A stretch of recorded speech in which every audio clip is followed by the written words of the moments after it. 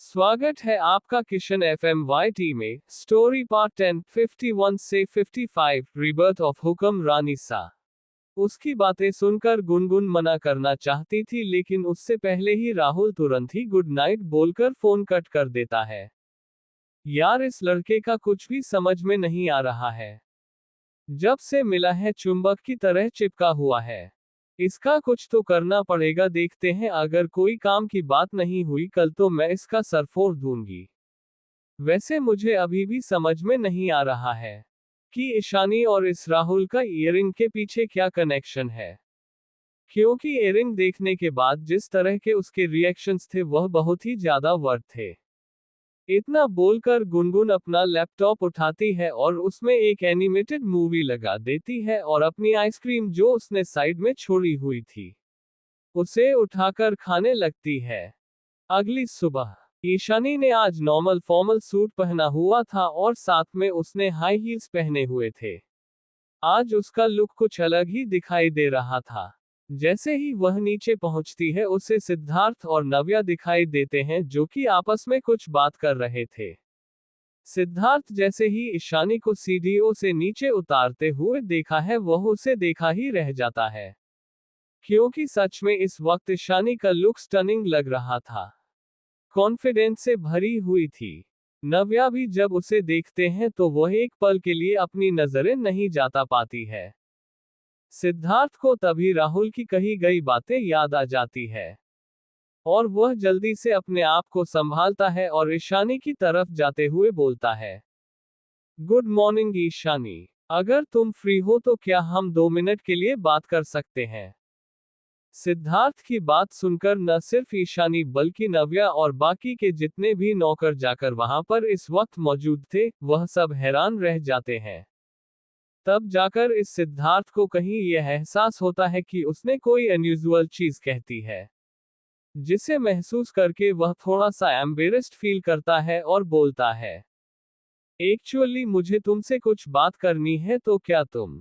अभी सिद्धार्थ अपनी बात पूरी कर पाता उससे पहले ही ईशानी उसे बीच में ही रोकते हुए बोलती है, I am sorry Shri Siddharth, लेकिन मैं इस वक्त बहुत ज्यादा बिजी हूं और मुझे बाहर जाना है। तो अगर आपको बात करनी है तो हम रात में बात कर सकते हैं, लेकिन अभी मेरा जाना जरूरी है। I hope you don't mind. उसकी बातें सुनकर सिद्धार्थ को समझ में नहीं आ रहा था कि वह ईशानी को कैसे रोके।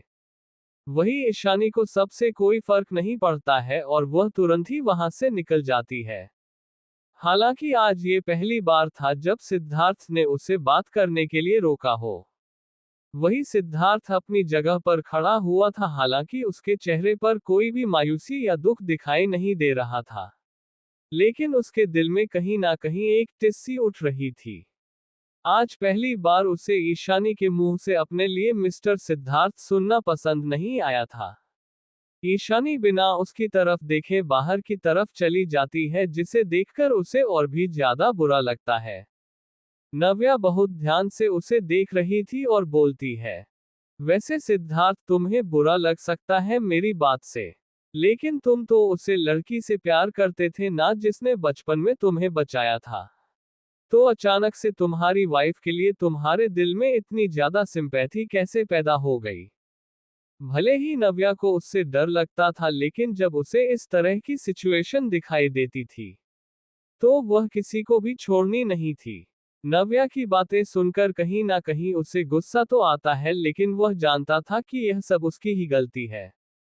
लेकिन अब से उसने सोच लिया था कि वह किसी के भी सामने अपनी वाइफ की इंसल्ट बर्दाश्त नहीं करेगा। सिद्धार्थ घूरकर नव्या की तरफ देखा है और बोलता है, तुम्हें नहीं लगता है कि तुम्हें अपनी औकात से ज्यादा बातें नहीं करनी चाहिए। मत भूलो कि मुझे तुम्हारी सच्चाई पता है और अभी मैं तुम्हें यहाँ पर रहने दे रहा हूँ, जिसके पीछे एक मकसद है। अगर ऐसा नहीं हुआ होता ना, तो तुम क्या, मैं खुद नहीं जानता हूँ कि मैं तुम्हारे साथ क्या करता। उसे वैदेही ने अगर सिर्फ मेरे साथ गलत किया होता तो शायद मैं सह भी लेता, लेकिन उसने तो मेरे माँ बाप को भी नहीं छोड़ा। ऐसे में मैं उसे इतनी आसानी से नहीं जाने दे सकता। इतना बोलकर सिद्धार्थ अपने रूम में चला जाता है, उसी रूम में जहां पर सिद्धार्थ और ईशानी रूम शेयर कर रहे थे। इस वक्त उसका दिमाग बहुत ज्यादा खराब था और वह जल्दी से चलते हुए जाकर सोफे पर बैठ जाता है। लेकिन जैसे ही उसकी नजर टेबल पर रखे हुए एक वुडन बॉक्स पर जाती है, उसकी निगाहें इस पर जाकर टिक जाती है। वह चाहते हुए भी अपने आप को रोक नहीं पाता है और उसे जगह पर पहुंच जाता है जहां पर वह वुडन बॉक्स रखा हुआ था। धीरे से उसे उठना है और जैसे ही उसे वुडन बॉक्स को खोलना है, उसके अंदर की रखी हुई चीज देखकर उसकी आंखें हैरानी से बड़ी बड़ी हो जाती है। वही हमेशा की तरह ईशानी महल से चलते हुए बाहर निकलती है और थोड़ी देर चलने पर उसे अपनी गाड़ी दिखाई देती है। वह जाकर आराम से उसमें बैठ जाती है। ड्राइविंग सीट पर वरुण बैठा हुआ था, लेकिन आज वरुण के चेहरे पर एक अलग ही चमक दिखाई दे रही थी। जब कल ईशानी वरुण से मिली थी तो उसका मूड और उसका चेहरा दोनों ही उतरा हुआ था, जिसे देखकर ईशानी अपने आप को रोक नहीं पाती है और वह बोलती है, क्या हुआ वरुण, एक रात में ही ऐसा कौन सा चेंज आ गया है कि तुम्हारा मूड पूरी तरह से ठीक हो गया है? क्या तुम्हें हमारे दुश्मनों के बारे में पता चल गया है क्या? क्या तुम्हें पता चल गया है कि वह हमला किसने करवाया था? वरुण, जो कि अब तक बहुत खुश नजर आ रहा था, ईशानी की बातें सुनकर वह एकदम से सीरियस हो जाता है और बोलता है, नहीं, बस अभी इस बारे में पता नहीं चला है। लेकिन आप चिंता मत कीजिए, थोड़ी ही दिनों की बात है, मैं जल्द से जल्द इस बारे में पता लगा लूंगा। लेकिन उन लोगों ने जो कपड़े पहने हुए थे और बॉडी की चेक करने पर पता चला था कि वह किसी भी गैंग से ताल्लुक नहीं रखते हैं, बल्कि उनको किसी ने पर्सनली हायर किया था। वरुण की बातें सुनकर ईशानी भी थोड़ी सी परेशान हो जाती है और वह वरुण की तरफ देखते हुए बोलती है, जितने भी लोग थे उन सबको तो मार दिया गया है और उनके जो फोन थे वह भी हमारे पास ही है। लेकिन एक बात मुझे समझ में नहीं आ रही है कि अगर उन्हें हमला करना ही था तो तुम पर हमला करते या मुझ पर, प्राची पर हमला करना, कुछ समझ में नहीं आया। वह लोग आपस में बात कर ही रहे थे और वही वरुण ड्राइव कर रहा था।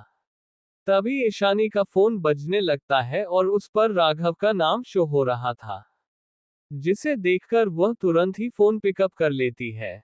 दूसरी तरफ से राघव की आवाज आती है, मिस ईशानी, मैं होटल प्लाजा में बुकिंग कर ली है, आप चाहे तो हम वहां पर भी मिल सकते हैं, या अगर आप कहें तो हम कहीं और पर भी मिल सकते हैं, थे चॉइस इज योर्स। उसकी बात सुनकर ईशानी कुछ सोचती हो फिर बोलती है, मिस्टर सिद्धार्थ, अगर आपको बुरा ना लगे तो मैं आपसे एक बात कहना चाहूंगी। वैसे तो अपने होटल और बाकी सारी चीज बहुत अच्छी होगी, क्या आप मेरे साथ राजस्थान घूमने चाहेंगे? अगर आप कंफर्टेबल हैं तो, वरना हम होटल में ही उसूल मीटिंग कर सकते हैं। आप मेरी बातों का गलत मतलब मत निकालिएगा। मैं बस ऐसा इसलिए कह रही हूँ क्योंकि आपने जैसा प्रपोज रखा है कि हम आगे जाकर एक साथ काम करेंगे, लेकिन उससे पहले मैं आपको और आप मुझे जान ले, वह ज्यादा अच्छा रहेगा। जैसे कि आपको पता है, ना आप मुझे जानते हो और ना मैं आपको। उसकी बातें सुनकर फोन की दूसरी तरफ से राघव बहुत ज्यादा खुश हो जाता है। वह खुद इस तरह की गैदरिंग करना चाहता था, लेकिन वह कर नहीं सकता था, कहीं ईशानी को बुरा न लग जाए। लेकिन अब जब ईशानी खुद ही सामने से ऐसा सवाल पूछ रही थी तो वह भला कैसे मना कर सकता था। हालांकि वह अपनी आवाज को अभी नॉर्मल ही रखता है और वह बहुत ही फॉर्मल टोन में बोलता है, ठीक है, वैसे भी मैं राजस्थान पहली बार ही आया हूँ। इसी बहाने में राजस्थान और उसके कल्चर को भी देख लूंगा। आप बताएं मुझे कहाँ आना है, मैं वहीं आ जाता हूँ। उसकी बात सुनकर ईशानी जवाब देती है, ठीक है, तो मैं आपको एड्रेस सेंड कर देता हूँ, आप वहां पर आ जाएगा। अब हम वहीं पर मिलेंगे, ठीक है, बाय। ईशानी अपनी बात खत्म कर लेती है, तब वह ध्यान देती है कि वरुण इस वक्त उसे ही देख रहा था, जिसे देखकर ईशानी तुरंत ही थोड़ा सा गुस्सा होते हुए बोलती है, वरुण, तुम्हारा दिमाग कहाँ पर है? भूल गए हो क्या तुम ड्राइविंग कर रहे हो, और अगर इस तरह से मुझे देखते रहोगे तो हमारा एक्सीडेंट हो जाएगा। खुद तो मारोगे ही, साथ में मुझे भी मरवाओगे। जैसे ही वरुण ईशानी की आवाज सुनता है वह तुरंत अपने होश में आता है और उसकी आंखों में सरप्राइज देते हुए ईशानी की तरफ देखा है और बोलता है, क्या मैं अभी अभी जो सुना है वह सब तुमने ही कहा था? क्या मेरे कान सही से काम तो कर रहे हैं ना? ये कहते हुए वरुण अपने एक साइड के कान को साफ करने लगता है, जिसे देखकर ईशानी को थोड़ी सी चीड़ होने लगती है और वो बोलती है, वरुण बकवास करना बंद करो। तुम्हारी काम भी ठीक है और तुमने जो कुछ भी सुना है वह भी सही है। यह मैं ही हूँ जिसने घूमने के लिए कहा है। अब तुम्हें कोई प्रॉब्लम है क्या इससे? हाँ, मैं मानती हूँ कि पहले मैं इन सब चीजों पर ज्यादा ध्यान नहीं देती थी और हमेशा काम काम लगी रहती थी। लेकिन मैं सोच लिया है अब से ऐसा नहीं होगा। कम अपनी जगह है और जिंदगी भी अपनी जगह है। हमें जिंदगी एक बार मिलती है, इसलिए उसे खुशी से जी लेना चाहिए। बीता हुआ कल कभी लौटकर नहीं आता है। हालांकि यह बात मुझे बहुत देर में समझ आई है, लेकिन समझ में आ गई है। और वैसे भी मिस्टर राघव यहाँ पर पहली बार आए हैं, मैं उन्हें अच्छे से जानती नहीं हूँ और तुम और गुनगुन दोनों ही मेरे पीछे पड़े हुए हैं कि मैं उनके साथ काम करना स्टार्ट कर दूँ। ऐसे में अगर मैं उसके साथ काम करना स्टार्ट करती हूँ तो एड्रेस मुझे उनके बारे में थोड़ा बहुत पता तो होना चाहिए ना, कि आखिर वो एक्चुअल में है कैसे। स्टोरी प्रमोशन कहते हैं बीता हुआ कल कभी लौटकर वापस नहीं आता है। लेकिन क्या हो जब बीता हुआ कल इतना ज्यादा भयानक हो जिसके चलते भगवान को ना चाहते हुए भी आपको एक और मौका देना पड़े अपनी गलती सुधारने का। ऐसा ही कुछ हुआ था आयशा मेहरा के साथ। उसकी मौत की वजह वह खुद ही थी और उसका अंधा विश्वास था। उसकी खुद की मौत तो बहुत ही भयानक हुई थी, साथ ही साथ उसका अपना पति अर्जुन कपूर जो कि इंडिया का बिजनेस किंग था और साथ ही साथ माफिया का भी, वह भी आयशा को बचाने के चक्कर में अपनी जान से हाथ धो बैठता है। जैसे ही वरुण ईशानी की आवाज सुनता है वह तुरंत अपने होश में आता है और उसकी आंखों में सरप्राइज देते हुए ईशानी की तरफ देखा है और बोलता है, क्या मैं अभी अभी जो सुना है वह सब तुमने ही कहा था? क्या मेरे कान सही से काम तो कर रहे हैं ना? ये कहते हुए वरुण अपने एक साइड के कान को साफ करने लगता है, जिसे देखकर ईशानी को थोड़ी सी चीड़ होने लगती है और वो बोलती है, वरुण बकवास करना बंद करो। तुम्हारी काम भी ठीक है और तुमने जो कुछ भी सुना है वह भी सही है। यह मैं ही हूँ जिसने घूमने के लिए कहा है। अब तुम्हें कोई प्रॉब्लम है क्या इससे? हाँ, मैं मानती हूँ कि पहले मैं इन सब चीजों पर ज्यादा ध्यान नहीं देती थी और हमेशा काम काम लगी रहती थी। लेकिन मैं सोच लिया है अब से ऐसा नहीं होगा। कम अपनी जगह है और जिंदगी भी अपनी जगह है। हमें जिंदगी एक बार मिलती है, इसलिए उसे खुशी से जी लेना चाहिए। बीता हुआ कल कभी लौटकर नहीं आता है। हालांकि यह बात मुझे बहुत देर में समझ आई है, लेकिन समझ में आ गई है। और वैसे भी मिस्टर राघव यहाँ पर पहली बार आए हैं, मैं उन्हें अच्छे से जानती नहीं हूँ और तुम और गुनगुन दोनों ही मेरे पीछे पड़े हुए हैं कि मैं उनके साथ काम करना स्टार्ट कर दूँ। ऐसे में अगर मैं उसके साथ काम करना स्टार्ट करती हूँ तो एड्रेस मुझे उनके बारे में थोड़ा बहुत पता तो होना चाहिए ना, कि आखिर वह एक्चुअल में है कैसे। उसकी बातें सुनकर वरुण कुछ नहीं कहता है और चुपचाप से उसे दिशा में गाड़ी मोड़ लेता है जहां पर ईशानी ने उसे जाने के लिए कहा था। महल में सिद्धार्थ इस वक्त उसे वुडन बॉक्स को पकड़े हुए था और उसकी आंखें हैरानी से बड़ी बड़ी इसलिए हो गई थी क्योंकि उसे वुडन बॉक्स में कुछ और नहीं बल्कि वही इयररिंग रखा हुआ था, जैसा इयररिंग उसके पास था। इसका मतलब राहुल सही कह रहा था, सच में ईशानी ही वही लड़की है। ये सब कहते हुए सिद्धार्थ की आवाज लड़खड़ा रही थी और उसे राहुल के कहे हुए शब्द भी याद आ रहे थे। तेरी मोहब्बत को भगवान ने खुद तेरे दरवाजे तक भेज दिया था तेरी जिंदगी बनकर, पर अफसोस कि तू अपनी मोहब्बत को पहचान न सका। अब तेरा रिश्ता इस मोड़ पर आकर खड़ा हो गया है, जहां पर क्या होगा किसी को कुछ नहीं पता है। क्योंकि जो कुछ भी तूने उसके साथ किया है उसके बाद मुझे नहीं लगता है कि वह तुझे कभी भी माफ कर पाएगी। ये सब सोते हुए सिद्धार्थ जाकर जमीन पर बैठ जाता है। यह मैंने क्या कर दिया? मैं खुद ही अपनी मोहब्बत को अपने आप से जुदा कर दिया। क्या करूं कुछ समझ में नहीं आ रहा है। नहीं, मैं ईशानी को अपने आप से दूर नहीं जाने दूंगा। कभी नहीं। जानता हूं मैंने जो कुछ भी उसके साथ किया है वह सब बहुत गलत था। लेकिन मैं उससे माफी मांग लूंगा। ये बिल्कुल सही रहेगा। मैं उससे माफी मांग लूंगा, मुझे पूरा यकीन है कि वह मुझे माफ कर देगी। आखिर पिछले 2 सालों से वह हमारे रिश्ते को सुधारने के लिए ही तो इतनी मेहनत करती थी। क्या हुआ अगर गुस्से में आकर उसने डाइवोर्स फाइल कर दिया है तो?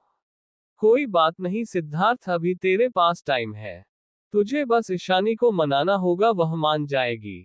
वैसे भी जब उसे पता चलेगा कि मैंने जो कुछ भी उसके साथ किया था वह सब किसी और के लिए नहीं बल्कि उसके लिए ही किया था, तो वह मुझे जरूर माफ कर देगी। जैसे मैं बचपन से उसे प्यार करता आया हूं, शायद वह भी मुझे प्यार करती हो। और उसने मुझे पहचान लिया हो, इसलिए ही मुझसे शादी की है। लेकिन अगर उसे यह बात पता थी तो उसने मुझे कभी बताया क्यों नहीं? सिद्धार्थ अपने सवालों के जवाब खुद ही दे रहा था। ये सब कहते हुए सिद्धार्थ किसी साइको की तरह लग रहा था। उसे ऐसा लग ही नहीं रहा था जैसे कि उसने ईशानी के साथ कुछ गलत किया हो। नगर गर्ग, ये जयपुर का सबसे फेमस मार्केट है, जहां पर साड़ी होलसेल की चीज मिलती है और बहुत ही सस्ते दामों पर। खास करके यहाँ पर जो चूड़ियां मिलती है वह पूरी वर्ल्ड वाइड फेमस है। और साथ में यहाँ पर जो कुर्ती मिलती है वह भी काफी अच्छी थी। ईशानी वहां पर बने हुए एक छोटी सी रेस्टोरेंट में बैठी हुई थी। साथ में वरुण भी बैठा हुआ था। वह उसे देखते हुए बोलती है, एक काम करो वरुण, तुम जाओ और तुम्हें जो काम करना है वह तुम कर लो। मैं यहाँ पर देख लूंगी, तुम्हें परेशान होने की जरूरत नहीं है। उसकी बात सुनकर वरुण तुरंत ही वहां से चला जाता है, क्योंकि उसे सच में बहुत ज्यादा काम था। क्योंकि उसे कैसे भी करके इस बारे में पता लगाना था कि आखिरकार वह हमलावर थे कौन जिन्होंने प्राची पर हमला किया था। ईशानी वहां पर बैठकर वहां पर मौजूद भीड़ को देख रही थी, जो कि खुशी खुशी वहां पर शॉपिंग कर रहे थे। 5 से 6 बच्चे स्कूल ड्रेस पहने हुए पानी पूरी की लहरी पर खड़े हुए थे और वहां पर एंजॉय करते हुए पानी पूरी खा रहे थे। तो कहीं पर कुछ लड़कियां एक दुकान के शॉपकीपर से किसी चीज के लिए बार्गेनिंग कर रही थी। कहीं पर नई नवेली जोड़ी पहली बार शायद शॉपिंग करने के लिए आई थी। ये सब नज़ारे देखकर ईशानी को बहुत मजा आ रहा था।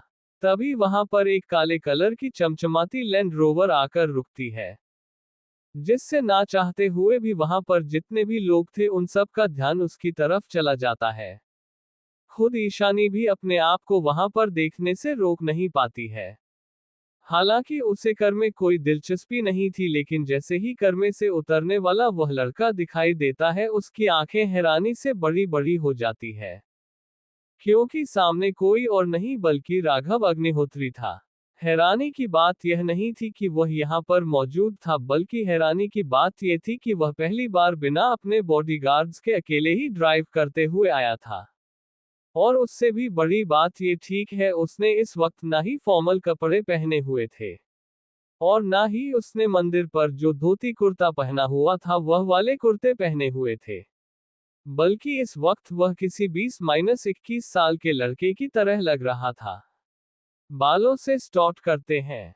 उसने अपने बालों को जेल से अच्छे से सेट किया हुआ था, जिससे उसका हेयर स्टाइल बहुत ही ज्यादा अट्रैक्टिव दिखाई दे रहा था। हल्की बेड और आंखों पर चश्मा चढ़ाए हुआ था। वह काले कलर का चश्मा उसके गोरे रंग पर बहुत ही ज्यादा जच रहा था। उसकी लंबी नाक और पतले होंठ किसी को भी अपनी तरफ देखने के लिए मजबूर कर सकते थे। उसने ग्रे कलर की शर्ट पहनी हुई थी और साथ में ग्रे स्काई ब्लू कलर की रिफ्ट जीन्स पहनी हुई थी। उसके साथ उसने जीन्स की मटेरियल वाली ही जैकेट ली हुई थी, लेकिन वह उसने पहनी नहीं थी बल्कि अपने हाथों में ली हुई थी, जिससे वह और भी ज्यादा फूल दिखाई दे रहा था। पैरों में उसने ब्रांडेड जूते पहने हुए थे जो कि कैजुअल थे, जो कि उसके लुक को और भी ज्यादा अच्छे से डिफाइन कर रहे थे। हाथों में एक ब्रांडेड वॉच पहनी हुई थी। ऑल इन ऑल वह बहुत ही ज्यादा होता और हैंडसम दिखाई दे रहा था, इतना कि वहां पर जितनी भी लड़कियां थी ना चाहते हुए भी उन सब की नजर उसे पर आकर टिक जाती है। यहाँ तक कि यह पहली बार था जब ईशानी भी किसी लड़के को इस तरह से देखकर हैरान रह जाती है, लेकिन वह जल्दी ही अपने सेंसेस में वापस आ जाती है। राघव ने पहले ही ईशानी को रेस्टोरेंट में बैठा हुआ देख लिया था, इसलिए वह बिना किसी पर ध्यान दिया आराम से चलते हुए ईशानी के पास जाकर बैठ जाता है। ईशानी तब जाकर अपने होश में आती है और उसकी तरफ देखते हुए बोलती है, वैसे मुझे कहना होगा कि आप सच में इस लुक में काफी ज्यादा हैंडसम लग रहे हैं। मतलब मैं आपको पहली बार फॉर्मल में देखा हुआ था और उसके बाद ट्रेडिशनल क्लॉथ में, लेकिन मुझे कहना होगा कि आप हर एक लुक में बहुत ज्यादा अच्छे लगते हैं। उसकी बातें सुनकर थोड़ी देर पहले जहां राघव बहुत ज्यादा कॉन्फिडेंट फील कर रहा था, अब उसका चेहरा थोड़ा सा रेड हो जाता है। उसे सच में बहुत शर्म आ रही थी, लेकिन वह शर्मा नहीं सकता था, इसलिए वह फॉर्मल टोन में बोलता है, मिस ईशानी, आपने मीटिंग के लिए इतनी क्राउड जगह क्यों सिलेक्ट की है? मतलब मीटिंग तो नॉर्मली पीसफुल इलाके में होती है ना? उसकी बातें सुनकर ईशानी मुस्कुरा देती है और बोलती है, हाँ आपने बिल्कुल सही कहा है, लेकिन जैसा कि आपने कहा है कि हम लॉन्ग टर्म के लिए काम करने वाले हैं, इसलिए पहले मुझे आपका नेचर जानना होगा, क्योंकि बाद में फिर कोई परेशानी ना हो, यह अच्छा होगा। जैसा कि आपने कहा था कि आपने पहले राजस्थान कभी नहीं देखा है। उसकी बातें सुनकर राघव को भी अच्छा लगता है और वह मुस्कुराते हुए बोलता है, तो आपके कहने का मतलब यह है कि अगर आपको मेरा बिहेवियर पसंद आता है तो आप मेरे साथ काम करने के लिए तैयार हो जाएंगे। क्या मैं सच कह रहा हूँ? उसकी बातें सुनकर उसकी बातों में होप देखकर ईशानी कुछ नहीं रहती है, बस मुस्कुरा देती है। थोड़ी ही देर में वहां पर वेटर आ जाता है और ईशानी मेनू कार्ड राघव की तरफ बढ़ाते हुए बोलती है, प्लीज ऑर्डर कर दीजिए, पहले हम लोग पेट पूजा कर लेते हैं, उसके बाद घूमने चलेंगे। मुझे नहीं लगता है कि हमें फॉर्मल मीटिंग की जरूरत है, क्योंकि मुझे आपका प्रपोजल तो पसंद है, बस मैं आपको जानना चाहती हूँ। उसकी बात सुनकर राघव भी खुश हो जाता है और वह मुस्कुराते हुए ईशानी की तरफ देखा है और बोलता है, जैसे कि आपको पता ही है कि मैं यहाँ पर नया हूँ और पहली बार ही आया हूँ, तो क्या आप मेरे लिए कुछ ऑर्डर कर सकती हैं? उसकी बात सुनकर ईशानी मुस्कुरा देती है और फिर मेनू लेकर खुद ही ऑर्डर कर देती है। थोड़ी देर में उन लोगों का खाना आ जाता है और वह लोग आराम से खाना खाने लगते हैं। सच में राघव पहली बार ही राजस्थान आया था और उसने पहली बार ही इस तरह का खाना खाया था। राघव ईशानी की तरफ देखते हुए उसकी तारीफ करते हुए बोलता है, मैंने आज से पहले कभी भी इंडियन खाना ज्यादा प्रेफर नहीं किया है। मेरी मॉम भी हमेशा कहती थी कि मुझे खाना एक बार ट्राई तो करना चाहिए, पर मैं हमेशा मना कर देता था। लेकिन आज मुझे सच में बहुत ज्यादा अफसोस हो रहा है इस बात के लिए कि आखिर में ऐसा करता क्यों था। सच में हमारे देश में बहुत सारी खान की वैरायटीज है। मुझे ये बात आज पता चली है। अच्छा हुआ आपने मुझे यहाँ पर इनवाइट कर लिया, वरना मुझे कभी यह बात पता ही नहीं चलती। Story promotion. कहते हैं बीता हुआ कल कभी लौटकर वापस नहीं आता है। लेकिन क्या हो जब बीता हुआ कल इतना ज्यादा भयानक हो जिसके चलते भगवान को ना चाहते हुए भी आपको एक और मौका देना पड़े अपनी गलती सुधारने का। ऐसा ही कुछ हुआ था आयशा मेहरा के साथ। उसकी मौत की वजह वह खुद ही थी और उसका अंधा विश्वास था। उसकी खुद की मौत तो बहुत ही भयानक हुई थी, साथ ही साथ उसका अपना पति अर्जुन कपूर, जो कि इंडिया का बिजनेस किंग था और साथ ही साथ माफिया का भी, वह भी आयशा को बचाने के चक्कर में अपनी जान से हाथ धो बैठता है। क्या आयशा ले पाएगी खुद के और अपने पति की मौत का बदला? कैसी होगी उसकी नई लाइफ?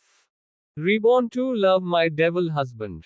थोड़ी ही देर में वहां पर वेटर आ जाता है और ईशानी मेनू कार्ड राघव की तरफ बढ़ाते हुए बोलती है, प्लीज ऑर्डर कर दीजिए, पहले हम लोग पेट पूजा कर लेते हैं, उसके बाद घूमने चलेंगे। मुझे नहीं लगता है कि हमें फॉर्मल मीटिंग की जरूरत है, क्योंकि मुझे आपका प्रपोजल तो पसंद है, बस मैं आपको जानना चाहती हूँ। उसकी बात सुनकर राघव भी खुश हो जाता है और वह मुस्कुराते हुए ईशानी की तरफ देखा है और बोलता है, जैसे कि आपको पता ही है कि मैं यहाँ पर नया हूँ और पहली बार ही आया हूँ, तो क्या आप मेरे लिए कुछ ऑर्डर कर सकती हैं? उसकी बात सुनकर ईशानी मुस्कुरा देती है और फिर मेनू लेकर खुद ही ऑर्डर कर देती है। थोड़ी देर में उन लोगों का खाना आ जाता है और वह लोग आराम से खाना खाने लगते हैं। सच में राघव पहली बार ही राजस्थान आया था और उसने पहली बार ही इस तरह का खाना खाया था। राघव ईशानी की तरफ देखते हुए उसकी तारीफ करते हुए बोलता है, मैंने आज से पहले कभी भी इंडियन खाना ज्यादा प्रेफर नहीं किया है। मेरी मॉम भी हमेशा कहती थी कि मुझे खाना एक बार ट्राई तो करना चाहिए, पर मैं हमेशा मना कर देता था। लेकिन आज मुझे सच में बहुत ज्यादा अफसोस हो रहा है इस बात के लिए कि आखिर में ऐसा करता क्यों था। सच में हमारे देश में बहुत सारी खान की वैरायटीज है। मुझे ये बात आज पता चली है। अच्छा हुआ आपने मुझे यहाँ पर इनवाइट कर लिया, वरना मुझे कभी यह बात पता ही नहीं चलती। उसकी बात सुनकर ईशानी कुछ कहती नहीं है, बस मुस्कुरा देती है। थोड़ी ही देर में उन लोगों का खाना हो जाता है। ईशानी फिश राघव की तरफ देखते हुए बोलती है, वैसे सच कहूं तो मुझे भी कभी इस तरह से घूमने का मौका मिला नहीं है, और इसलिए ही मैं आपसे इस बारे में पूछ लिया था। ईशानी बहुत देर से एक बात पूछने की कोशिश कर रही थी, लेकिन उसे समझ में नहीं आ रहा था कि उसे इस बारे में राघव से कैसे बात करनी चाहिए। आखिरकार जब उसे रहा नहीं जाता है तो वह फाइनली बोल ही देती है, राघव क्या आप मुझे बता सकते हैं कि आप अचानक से मेरे साथ बिजनेस क्यों करना चाहते हैं? इसके पीछे जरूर कोई ना कोई बहुत बड़ी वजह है, क्योंकि मेरा बिजनेस इतना भी बड़ा नहीं है कि राघव अग्निहोत्री मेरे साथ बिजनेस करना चाहे, जबकि आधी दुनिया उनके साथ कोलैबोरेशन करना चाहती है। अगर आप मुझे इस वक्त सच सच बता देंगे तो डेफिनेटली मैं आपके साथ कोलैब करने के लिए तैयार हूँ। लेकिन अगर आप मुझे सेटिस्फाइड जवाब नहीं देंगे तो आई एम सॉरी बट ये दिल नहीं हो सकती है। राघव जानता था कि ईशानी इतनी बड़ी बेवकूफ नहीं है कि वह उसके पीछे का मकसद न समझ सके कि वह आखिर यहाँ पर क्यों आया है। उसकी बातें सुनकर राघव भी सीरियस हो जाता है और वह बोलता है, मैं जानता हूँ। सेमी कोलन उद्धरण चिन्ह। राघव ने बस इतना ही कहा था। ईशानी उसकी बात का मतलब अच्छे से समझ गई थी, लेकिन फिर भी वह अपने चेहरे पर ऐसे एक्सप्रेशंस बनती है जैसे कि उसे सच में पता ना चला हो कि वह क्या कहने की कोशिश कर रहा है। क्या मैं जान सकती हूँ कि आप किस बारे में बात कर रहे हैं? आखिर आप ऐसा भी क्या जानते हैं? उसकी बात सुनकर और अनजान बनता हुआ देखकर राघव को भी इस बार थोड़ी सी हंसी आ जाती है और वह बोलता है, मिस ईशानी मुझे नहीं लगता है कि आपको पता ना चला हो कि मैं किस बारे में बात कर रहा हूँ। क्या चोरी? अगर आप इस चीज को एडमिट नहीं करना चाहती है तो कोई बात नहीं। मैं जानता हूँ कि आप कौन है। मैं जानता हूँ कि आप ब्लैक क्वीन है। राघव की बातें सुनकर भी ईशानी के चेहरे पर कोई भी असर नहीं हुआ था और वह अब भी उसे सीरियस टोन में देख रही थी। राघव भी एक पल के लिए ईशानी को इतना शांत देखकर हैरान रह जाता है, क्योंकि उसे याद था कि ईशानी को पता है कि उसने उसे नहीं देखा है, और अब जब वह सच्चाई बता रहा है तब भी उसके चेहरे पर कोई भी एक्सप्रेशंस नहीं थे। ऐसा कैसे हो सकता था? क्या आपको जानकर यह हैरानी रही हूं कि मुझे इस बारे में पता है? उसकी बात सुनकर ईशानी के चेहरे पर एक प्यारी सी मुस्कान आ जाती है, और वह इस मुस्कान से उसकी तरफ देखते हुए बोलती है, मैं जानती थी कि आपको मेरी सच्चाई के बारे में पता है। देखिए, आपको इसके लिए इतना ग्रेटफुल होने की जरूरत नहीं है। मैंने जो कुछ भी किया था वह सब इंसानियत के नाते किया था। आप भी वहां पर उन लड़कियों को बचाने के लिए ही आई थी और मैं भी उन लड़कियों को बचाने के लिए ही आई थी। हमारा मकसद एक था, और इसलिए ही उसे टाइम पर मैंने आपकी जान बचाई थी, इससे ज्यादा और कुछ नहीं था। अगर आप यहाँ पर इसलिए आए हैं ताकि आप मेरा एहसान उतर सके तो उसकी कोई जरूरत नहीं है। ईशानी और भी कुछ कहना चाहती थी, लेकिन उससे पहले ही राघव उसकी बात को बीच में काटते हुए ही बोलता है, मुझे आपसे शादी करनी है। सेमीकोलन उद्धरण चिन्ह। ईशानी उसके इस जवाब के लिए बिल्कुल भी तैयार नहीं थी। उसकी जान बचाने के लिए ग्रेटफुल है, लेकिन उसने दूर दूर तक ये नहीं सोचा था कि राघव उससे प्यार करता है और इसलिए ही वह यहाँ पर आया था। लेकिन अब सब कुछ सामने आ गया था, तो राघव भी इस मौके को अपने हाथ से जाने नहीं देना चाहता था। ईशानी के चेहरे के एक्सप्रेशंस को देखकर वह तुरंत ही उसे समझाते हुए बोलता है, देखिए मैं ईशानी, आप मेरी बातों का गलत मतलब मत निकालिएगा। मैं आपसे सच में बहुत ज्यादा प्यार करता हूँ। इसलिए नहीं क्योंकि आपने मेरी जान बचाई थी, पर जब मैंने पहली बार आपको देखा था तभी से मेरा दिल जोरों से धड़कने लगा था। मैं वहीं ऑस्ट्रेलिया में ही आपको सारा कुछ बता देना चाहता था और आपको प्रपोज करना चाहता था। लेकिन उससे पहले मैं अपनी माँ को इस बारे में बात कर उन्हें खुशखबरी देना चाहता था। लेकिन मैं अपनी माँ को कुछ भी बात पता उससे पहले ही मेरा एक्सीडेंट हो गया था। और उसके पास जैसे ही मुझे होश आया मैं तुरंत ही यहाँ पर आया। पर मेरी बदकिस्मती या खुशकिस्मती मुझे कुछ समझ में नहीं आ रहा है कि जब मैं यहाँ पर आया और हमारी पहली मुलाकात हुई तो पहली मुलाकात नहीं, मुझे आपके हस्बैंड से मिलना पड़ा, जिससे मैं बहुत ज्यादा डिप्रेस्ड हो गया था। लेकिन आपने मुझे सब कुछ सच सच बात कर मेरी उम्मीद को एक बार फिर से जगा दिया था। मैं जानता हूँ जो कुछ भी मैं कह रहा हूँ, वो सब मैं बहुत ज्यादा जल्दबाजी में कह रहा हूँ। मुझे पता है कि आपके और आपके हस्बैंड के बीच में किस तरह के रिश्ते हैं, और बहुत जल्द ही आप लोग डाइवोर्स भी लेने वाले हैं। मैं जानता हूँ ये सब सुना आपको बिल्कुल भी अच्छा नहीं लग रहा होगा, लेकिन मैं आपको किसी भी धोखे में नहीं रखना चाहता हूँ। अगर आप मेरे इस प्रपोजल को एक्सेप्ट कर लेती है तो मैं सच में बहुत ज्यादा खुश हो जाऊंगा, और इस दुनिया में मुझसे ज्यादा खुशनसीब इंसान और कोई नहीं होगा। लेकिन अगर आपको मैं पसंद नहीं हूं तब भी कोई बात नहीं है। आप प्लीज मेरी कंपनी के साथ कॉन्टैक्ट सेंड कर लीजिएगा। अगर आपको मेरी शक्ल पसंद नहीं है तो मैं कभी भी आपके सामने नहीं आऊंगा, आई प्रॉमिस था। इतना सब कुछ खाने के बाद राघव बहुत ज्यादा नर्वस हो जाता है, क्योंकि उसे नहीं पता था कि एक लड़की को आखिर किस तरह से अप्रोच किया जाता है। ईशानी ने जब उसे ये सब पूछ लिया था तो उसने उसे कुछ भी छुपाना सही नहीं समझा था। वही राघव की बातें अब भी ईशानी के कानों में गूंज रही थी। उसे कुछ भी समझ में नहीं आ रहा था, लेकिन फिर भी अपने आप को जैसे तैसे करके शांत करती है और राघव की तरफ देखते हुए एक नॉर्मल टोन में बोलती है, देखिए मिस्टर राघव, जैसे कि मैं आपसे पहले ही कहा है कि आपको मेरा फेवरेट चुकाने की कोई जरूरत नहीं है, और मुझ पर तरस खाने की तो बिल्कुल भी जरूरत नहीं है। मेरी पर्सनल लाइफ में जो कुछ भी हो रहा है उससे आपको कोई लेना देना नहीं होना चाहिए।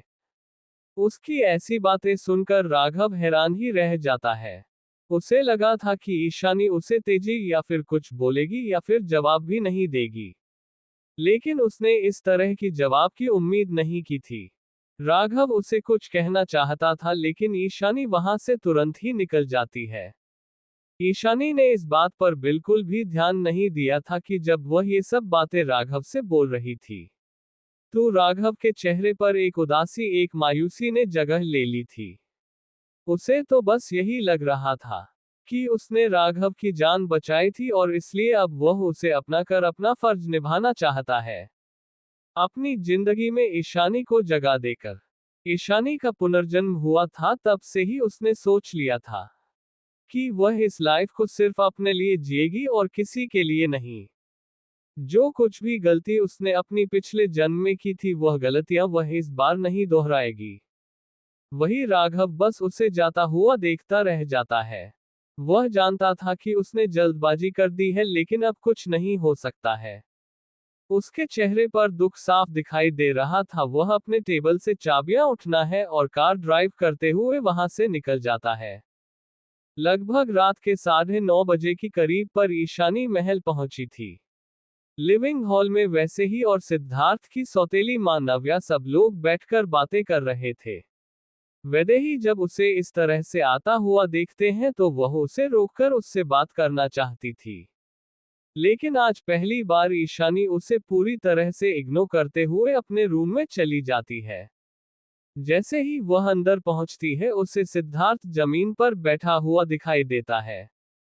उसे इस तरह से टूटा हुआ देखकर ईशानी को कुछ भी समझ में नहीं आता है और वह उसके पास जाकर बोलती है, मिस्टर सिद्धार्थ क्या हुआ है आपको?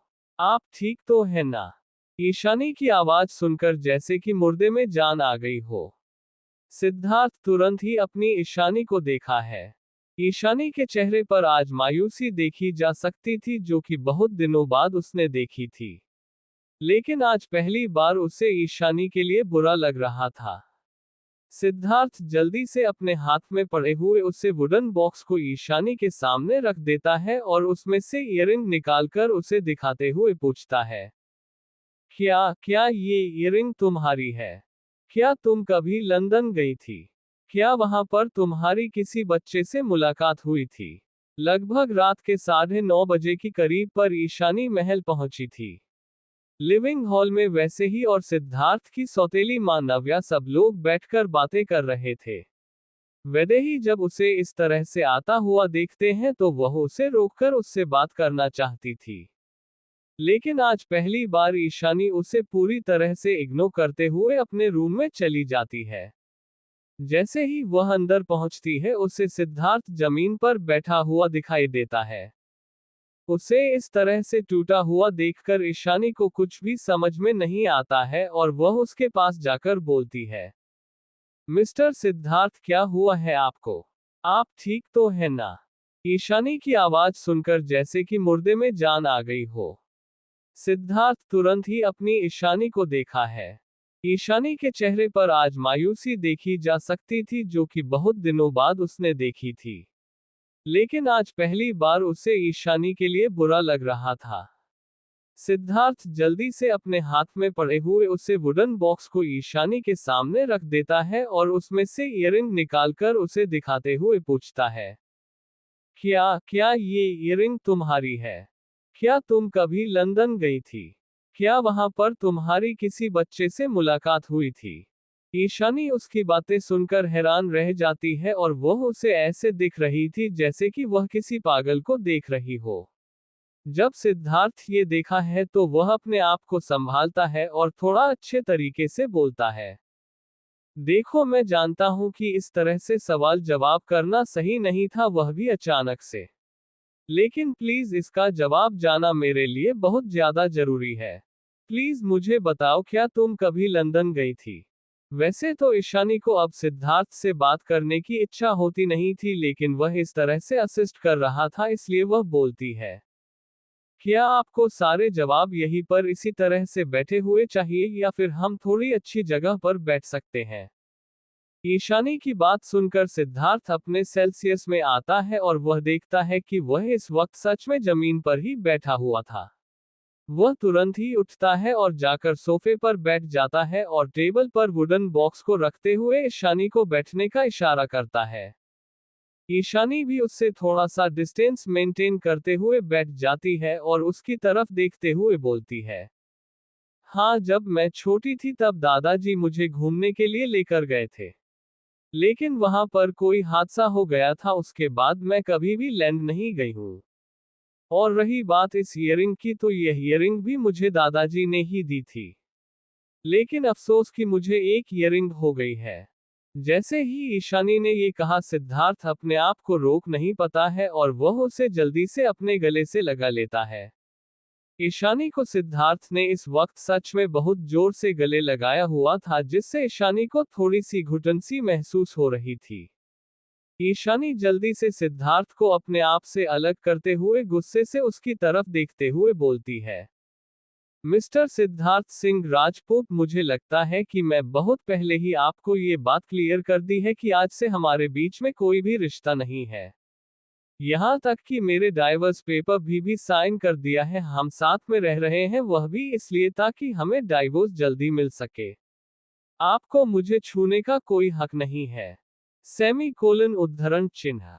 उसकी बातें सुनकर सिद्धार्थ को बुरा तो लगता है, लेकिन वह अपने आप को संभालता है और ईशानी की तरफ देखते हुए बोलता है, ईशानी के मैं हूं। लंदन में याद है तुम्हें, तुम्हारी एक बच्चे से मुलाकात हुई थी और उससे तुम्हारी दोस्ती भी हो गई थी, जिसकी तुमने जान बचाई थी।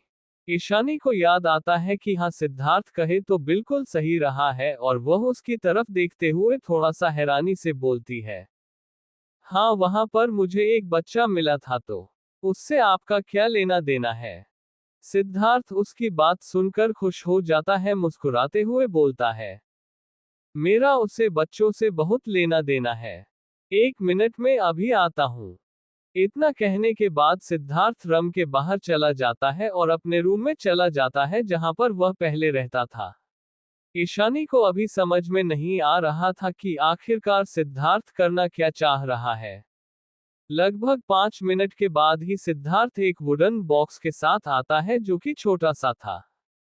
सिद्धार्थ वापस से ईशानी के बगल में बैठ जाता है और उसे वुडन बॉक्स को खोलकर उसमें से वही इयररिंग निकलता है, जैसी इयररिंग ईशानी के पास थी, जिसे देखकर ईशानी को एक पल के लिए झटका लगता है। उसके चेहरे पर इस तरह के एक्सप्रेशंस देखकर सिद्धार्थ मुस्कुराते हुए बोलता है, तुम जानती हो, शादी की पहली रात मैंने तुमसे कहा था कि मैं किसी लड़की से प्यार करता हूँ और उसे ढूंढ रहा हूँ। उसकी बात सुनकर ईशानी के चेहरे पर एक कड़वाहट बड़ी मुस्कान आ जाती है और वह बोलती है, मिस्टर सिद्धार्थ, इस बात को कोई कैसे भूल सकता है? हाँ, मुझे अच्छे से याद है आपने क्या कहा था उससे रात। लेकिन क्या आपको नहीं लगता है कि आपको ये सब मुझे नहीं कहना चाहिए, क्योंकि वह लड़की तो आपको पहले ही मिल चुकी है। आखिर नव्या के लिए ही तो आपने मेरे साथ यह सब किया था। ईशानी की बातें सुनकर सिद्धार्थ को सच में बहुत बुरा लगता है, क्योंकि वह जानता था कि जो कुछ भी उसने ईशानी के साथ किया था वह बिल्कुल भी माफी के लायक नहीं था। जिसे सुनकर उसकी आंखें शर्म से नीचे झुक जाती है और वह बोलता है, आई एम सॉरी ईशानी, मैं जानता हूं कि जो कुछ भी मैं तुम्हारे साथ किया है वह सब बहुत गलत था। लेकिन मैं मजबूर था वह सब करने के लिए, क्योंकि मैं अपने बचपन के प्यार से बहुत प्यार करता था और उसे ढूंढ रहा था। नव्या वह लड़की नहीं है जिससे मैं प्यार करता था। तुम जानती हो, बचपन में तुम्हारी जिससे मुलाकात हुई थी वह लड़का कोई और नहीं बल्कि मैं ही था। मैंने तुम्हें ढूंढने के लिए क्या कुछ नहीं किया है, लेकिन मुझे क्या पता था कि भगवान ने खुद ही मेरी मोहब्बत को मेरी झोली में डाल दिया था। लेकिन मैं उनकी लीला को समझ नहीं पाया था। ईशानी उसकी बातें बहुत ध्यान से सुन रही थी, और जैसे ही उसे पता चलता है कि वह लड़का कोई और नहीं बल्कि सिद्धार्थ था, तो उसे भी थोड़ा सा झटका लगता है, लेकिन इतना नहीं जितना कि सिद्धार्थ ने सोचा था कि उसका रिएक्शन होगा। ईशानी, मैं तुमसे प्यार करता हूँ। तुम ही वह लड़की हो जिससे मैं प्यार करता हूँ और जिसे मैं ढूंढ रहा था। क्या तुम मुझे एक और मौका दे सकती हो? प्लीज मुझे एक और मौका दे दो इस रिश्ते को सुधारने का। मैं सच में तुमसे बहुत ज्यादा प्यार करता हूँ इंसानी, प्लीज। सिद्धार्थ की बातें सुनकर ना चाहते हुए भी ईशानी की आंखों में आंसू आ जाते हैं और उसके चेहरे पर एक दर्द भरी मुस्कान आ जाती है। लेकिन वह अपने आप को टूटने नहीं देना चाहती थी, इसलिए वह बोलती है, अगर मैं वह लड़की नहीं होती तो, अगर मैं वह लड़की नहीं होती जिससे आप प्यार करते हो, तो आप अभी मेरे साथ वैसा ही व्यवहार करते जैसे कि हमेशा से करते आए हो। क्या तब भी आप मुझसे माफी मांगते अपनी गलतियों के लिए? उसकी यह बात सुनकर सिद्धार्थ को समझ में नहीं आ रहा था कि वह क्या बोले। का कोर्स वह जानता था कि वह ऐसा कुछ नहीं करने वाला था। उसके चेहरे पर आए हुए एक्सप्रेशंस को देखकर ईशानी के चेहरे पर मुस्कान आ जाती है और वह बोलती है, पता है, जब आपसे मेरी शादी हुई थी ना, तुम मुझे लगा था कि मुझे एक नया परिवार मिलेगा, मुझे भी एक परिवार का प्यार मिलेगा, एक पत्नी का सम्मान मिलेगा, एक घर की बहू होने का दर्जा मिलेगा। लेकिन मेरे सारे सपने धरे के धरे रह गए। मैं ना कहीं पर एक कहावत सुनी थी कि जब चीज की सबसे ज्यादा जरूरत हो ना उसे उसी टाइम पर मिलना चाहिए। वक्त निकालने के बाद अगर वह चीज हमें मिलती है तो उसकी कोई वैल्यू नहीं होती है। या फिर यह भी कह सकते हैं कि फिर उस चीज की कोई अहमियत नहीं होती है। मैंने पिछले 2 सालों से आपके प्यार को, आपके घर को और आपको पाने की जी तोड़ कोशिश की थी। मैंने सोचा था कि मेरे समर्पण को देखकर आपको शायद आपकी गलती का एहसास हो जाएगा। लेकिन मैं गलत थी, आपके लिए मैंने जो कुछ भी किया है उसकी तो शायद आपको भनक तक नहीं होगी। हाँ, मानती हूँ कि आपने जो कुछ भी किया था वह अपने प्यार के लिए किया था। शादी से पहले मुझे नहीं पता था कि आप किसी और से प्यार करते हैं, लेकिन आपको तो पता था कि आप किसी और से प्यार करते हैं। जब मैं आपसे मिलने के लिए आई थी तब आपने मुझे ये सच बताया। नहीं, आपने मुझे ऐसा कुछ भी नहीं बताया। उल्टा शादी की रात को ही मुझे सारी चीज बताई थी आपने। सॉरी मिस्टर सिद्धार्थ, लेकिन मैं अपना फैसला ले चुकी हूँ। थैंक यू सो मच कि आपने मुझसे प्यार किया था, लेकिन आपने जो कुछ भी मेरे साथ किया है उसे मैं कभी भुला नहीं सकती हूँ। आई एम सॉरी बट ये डाइवोर्स तो होकर ही रहेगा। मैं एक ऐसे इंसान के साथ हरगिज नहीं रह सकती हूँ जिसे अपनी गलती का एहसास तक नहीं होता है। जस्ट बिकॉज आपको आपकी गलती का एहसास हो गया है इसलिए मुझे आपको माफ कर देना चाहिए। मेरी तकलीफों का क्या? जो कुछ मैंने कहा है उसका क्या? आपने तो आपकी बात रख दी कि आपने ये सब इसलिए किया था क्योंकि आप बचपन वाली उस छोटी बच्ची से प्यार करते थे जिसने आपकी जान बचाई थी।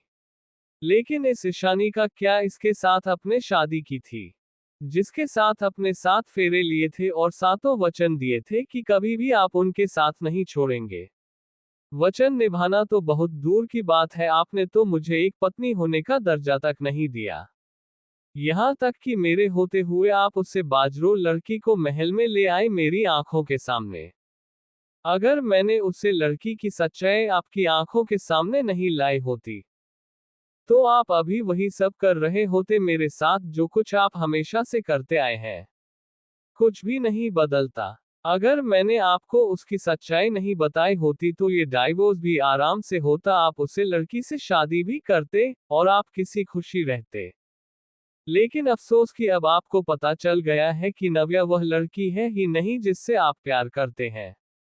और आपको ये पता चलने के बाद कि वह लड़की कोई और नहीं मैं हूं जिससे आप प्यार करते हैं तो आपका एकदम से मेरे प्रति रवैया बदल गया। मेरी तकलीफों का क्या? जो कुछ मैंने कहा है उसका क्या?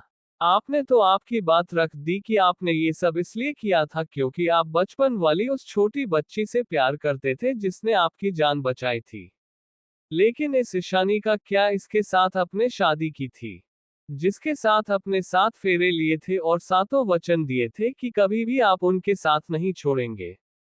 वचन निभाना तो बहुत दूर की बात है, आपने तो मुझे एक पत्नी होने का दर्जा तक नहीं दिया।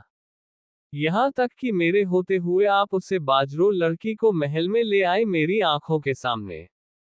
अगर मैंने उसे लड़की की सच्चाई आपकी आंखों के सामने नहीं लाई होती तो आप अभी वही सब कर रहे होते मेरे साथ जो कुछ आप हमेशा से करते आए हैं। कुछ भी नहीं बदलता। अगर मैंने आपको उसकी सच्चाई नहीं बताई होती तो ये डाइवोर्स भी आराम से होता, आप उसे लड़की से शादी भी करते और आप किसी खुशी रहते। लेकिन अफसोस कि अब आपको पता चल गया है कि नव्या वह लड़की है ही नहीं जिससे आप प्यार करते हैं। और आपको ये पता चलने के बाद कि वह लड़की कोई और नहीं मैं हूं जिससे आप प्यार करते हैं तो आपका एकदम से मेरे प्रति रवैया बदल गया। सॉरी मिस्टर सिद्धार्थ, लेकिन मैं जानती हूं कि मेरी बातें आपको बुरी लग सकती हैं। लेकिन जितना सब कुछ मैंने कहा है ना उतना आप सोच भी नहीं सकते हैं। मैंने यह शादी की थी और शादी को निभाना चाहती थी। लेकिन वह आप थे जो इस रिश्ते से आजाद होना चाहते थे। तो मैं तो बस आपकी कही हुई ख्वाहिश को पूरा किया है। हालांकि अब आपका मन बदल गया है क्योंकि आपको सच्चाई पता चल गई है। लेकिन इसमें अब मैं कुछ नहीं कर सकती हूँ। हमें मानती हूँ कि शादी को बचाने के लिए मैंने बहुत कुछ किया था और बहुत कुछ दांव पर भी लगाया था। लेकिन वह बहुत पहले की बात थी। इस समय ना तो मुझे इस शादी से कोई लेना देना है और ना ही मुझे आपसे कोई मतलब रखता है। इतना बोलकर ईशानी कपबोर्ड की तरफ जाने लगती है कि तभी वह पीछे मुड़कर एक बार फिर से सिद्धार्थ को देखते हैं, जो कि किसी भूत की तरह वहां पर बैठा हुआ था। आप चिंता मत कीजिए एक मिस्टर सिद्धार्थ। आपको हमेशा से यही लगता था नहीं कि मैं ये सब इसलिए किया था क्योंकि मैं आपके साथ रहना चाहती थी ताकि मैं इस महल के ऐशो आराम को एंजॉय कर सकूं। तो आप इस बात से बिल्कुल भी निश्चिंत रहिए क्योंकि मुझे आपकी इस प्रॉपर्टी में से कुछ भी नहीं चाहिए। और एक और बात, अब जब आपको इस सच्चाई के बारे में पता चल गया है तो आपको ये भी पता चल ही गया होगा कि सबके पीछे कौन है। तो अब आप उन पर अंधा विश्वास नहीं करते हैं, ये बात तो मैं समझ सकती हूँ, लेकिन एक बार दादाजी का भी ख्याल कर लीजिएगा। जैसे ही सिद्धार्थ यह सुनता है वह तुरंत ही अपने आप को शांत करते हुए ईशानी की तरफ देखा है और बोलता है, तुम्हारे कहने का मतलब क्या है? क्या हुआ है दादाजी के साथ? सिद्धार्थ का सवाल सुनकर ईशानी बस मुस्कुराती है और बोलती है, उनके साथ अभी तक तो कुछ नहीं हुआ है। जो वह सीढ़ियों से गिरे थे वह नॉर्मल ही गिरे थे। लेकिन क्या आपको नहीं लगता है कि ऐसे इंसान जो कि आस्तीन के सांप हो, वह कभी दादाजी का इलाज सही से होने देंगे? एक बार मेरी इस बात पर गौर जरूर कीजिएगा और दादाजी का किसी दूसरे डॉक्टर से इलाज करवाइएगा। और मेरी माने तो जितना जल्दी हो सके उतना ये करोगे आप तो अच्छा रहेगा। क्या आपने कभी दादाजी की मेडिसिन चेक की है जो उन्हें दी जाती है? उसकी बात सुनकर सिद्धार्थ थोड़ा सा अलर्ट हो जाता है, लेकिन फिर भी वह बोलता है, हाँ मैंने उनकी सारी दवाइयाँ को चेक किया है। वह सारी दवाइयाँ सही है और उनको सही मात्रा में भी दी जाती है। उसकी बात सुनकर ईशानी एक पी के मुस्कान मुस्कुराती है और बोलती है, इतना सब कुछ होने के बाद भी क्या आपको लगता है कि जो दवाइयाँ वैदेही लेकर आए हैं, जो दवाइयाँ के लेवल और उसकी बोतल पर लिखा हुआ है, क्या अंदर भी वही दवाइयाँ मौजूद है? उसकी यह बात सुनकर तो सिद्धार्थ सन्न रह जाता है। आखिरी निशानी के कहने का मतलब क्या है? क्या सच में वैदेही ने दादाजी की दवाइयाँ के साथ कुछ गड़बड़ की है? क्या इसलिए ही दादाजी की तबीयत में कोई भी सुधार नहीं हो पा रहा है? ऐसे ही कई अनगिनत सवाल इस वक्त सिद्धार्थ के दिमाग में घूम रहे थे। ईशानी आराम से अपने कपड़े निकालकर बाथरूम में चली जाती है और जाकर दरवाजा बंद कर देती है। इस वक्त वह बड़े से मिरर के सामने खड़ी हुई थी और उसकी आंखें पूरी तरह से लाल हो गई थी। नहीं सिद्धार्थ, मैं आपको कभी माफ नहीं कर सकती हूँ। कभी भी नहीं। आपके लिए माफी मांगना बहुत आसान होगा, लेकिन मेरे लिए माफ करना इतना आसान नहीं है। नहीं कर सकती हूँ मैं आपको माफ। नहीं बुला सकती। जो कुछ भी मेरे साथ हुआ था, जो कुछ भी मेरे अपनों के साथ हुआ था, और देखा जाए तो आपको आपकी गलती का एहसास भी इसलिए ही हुआ है क्योंकि आखिरकार आपको ये पता चल गया है कि मैं कोई और नहीं बल्कि वह लड़की हूं जिससे आप प्यार करते थे। नहीं, इस बार ऐसा नहीं होने दूंगी मैं। भले ही आपको लगता हो कि आपका प्यार सच्चा है, लेकिन ये कैसा प्यार है जहां आप अपने प्यार के एहसास को भी ना समझ पाए। किसी ने सबूत दिखाए तो उसे पर विश्वास कर लिया। आगे जाकर अगर कोई और आपको कुछ बताया तो आप उसे पर भी विश्वास कर लेंगे। थोड़ी ही देर में ईशानी कपड़े बदलकर वापस से बालकनी में आ जाती है और हमेशा की तरह बस चांद को देखती रहती है। आज चांद काले घने बादलों के पीछे छुपा हुआ था, लेकिन फिर भी उसकी जो रोशनी थी वह छुपी नहीं छुपा रही थी। काली घटा पूरे आसमान पर छाई हुई थी जिससे एक भी तारा दिखाई नहीं दे रहा था। जो बालकनी थी वह काफी बड़ी थी। धीरे धीरे करके बारिश होने लगती है, लेकिन वह उस जगह पर नहीं आ रही थी जहां पर ईशानी मौजूद थी। वही अंदर जैसे ही सिद्धार्थ को एहसास होता है कि बाहर बारिश हो रही है, वह तुरंत ही बाहर निकालकर बालकनी में आता है और ईशानी को देखा है जो कि एक तक बस सामने की तरफ देख रही थी। उसे इस तरह से देखकर सिद्धार्थ एक पल के लिए बस वहीं पर ठहर जाता है और उसे देखने लगता है। काली रात में ईशानी बिल्कुल किसी आसमान से उतरी हुई परी की तरह लग रही थी। एक तेज बिजली की गड़गड़ाहट से सिद्धार्थ और ईशानी दोनों का ही ध्यान टूटता है। सिद्धार्थ आगे बढ़कर ईशानी के सामने जाता है और उसकी तरफ देखते हुए बोलता है, बारिश हो रही है, इस तरह से तुम्हारा बाहर रहना ठीक नहीं है। तुम बीमार हो जाओगी। चलो अंदर, अगर तुम चाहती हो तो मैं रूम से बाहर चला जाऊंगा। उसकी बात सुनकर ईशानी बिना किसी बहस के खड़ी होती है, रूम के अंदर चली जाती है। जिसे देखकर सिद्धार्थ थोड़ी राहत की सांस लेता है और वह वहां से जाने वाला होता है। वह बाहर जा ही रहा होता है, लेकिन मन में उसके कहीं ना कहीं यही था कि ईशानी उससे रोक ले। लेकिन अफसोस के ईशानी ने ऐसा कुछ भी नहीं किया और पूरी तरह से इग्नोर करके उसे बेड पर चली जाती है। यह देखकर सिद्धार्थ को थोड़ा बुरा लगता है, लेकिन वह जानता था कि यह जो कुछ भी उसके साथ हो रहा है उसमें किसी और की नहीं बल्कि उसकी ही गलती है। सिद्धार्थ के वहां के जाने के बाद ईशानी अपने लैपटॉप को उठाकर उसमें काम करने लगती है। वह अभी काम कर ही रही थी कि तभी उसके मोबाइल पर किसी का कॉल आता है। वह बिना देखे ही कॉल रिसीव कर लेती है, लेकिन सामने वाले की आवाज सुनकर उसके चेहरे पर अपने आप ही मुस्कान आ जाती है। जी दादाजी। ओके, आपका मिलना चाहते हैं। कितने बजे? ठीक है, आप चिंता मत कीजिए, हम वहां पर जल्दी ही पहुंच जाएंगे। लेकिन हाँ, आप हमसे मिलने आएंगे तो हमारे लिए फेवरेट मिठाई जरूर लेकर आइएगा। आपको पता है ना, हमें वह मिठाई बहुत ज्यादा पसंद है। सेमी कोलन उद्धरण चिन्ह। थोड़ी देर और ऐसे ही बात करने के बाद ईशानी अपना फोन रख देती है और फिर वापस से अपने काम में लग जाती है। होटल के एक रूम में राघव अपना काम कर रहा था कि तभी उसे किसी का कॉल आता है। फोन पर फ्लैश हो रहे नाम को देखकर उसके चेहरे पर मुस्कान आ जाती है और वह जल्दी से कॉल रिसीव कर लेता है। क्या बात है, इतनी जल्दी कॉल उठा लिया? क्या आप अपने हाथ में मोबाइल लेकर ही बैठे थे क्या? सामने से आ रही दादाजी की आवाज सुनकर राघव के चेहरे पर जो मुस्कान थी वह और भी ज्यादा बड़ी हो जाती है और वह बोलता है, नहीं दादाजी, ऐसी कोई बात नहीं है, वह तो बस ऐसे ही मैं काम करने के लिए बैठा हुआ था और मोबाइल मेरे हाथ में ही था, इसलिए मैंने उठा लिया। कैसे हैं आप? अब आपकी तबीयत कैसी है?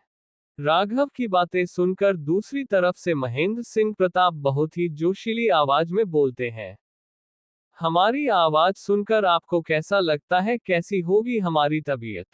फिर वह हंसते हुए ही बोलते हैं, हम बिल्कुल ठीक है, इतना चिंता करने की जरूरत नहीं है। हमने आपको इसलिए फोन किया है ताकि हम आपको बता सके कि हम कल ईशानी से आपके बारे में बात करने वाले हैं और उसके लिए हमने ईशानी से अपॉइंटमेंट भी फिक्स कर ली है। फिर दादाजी थोड़ा सीरियस होते हुए बोलते हैं, देखो बेटा, हम आपसे कोई भी झूठ नहीं बोलना चाहते हैं।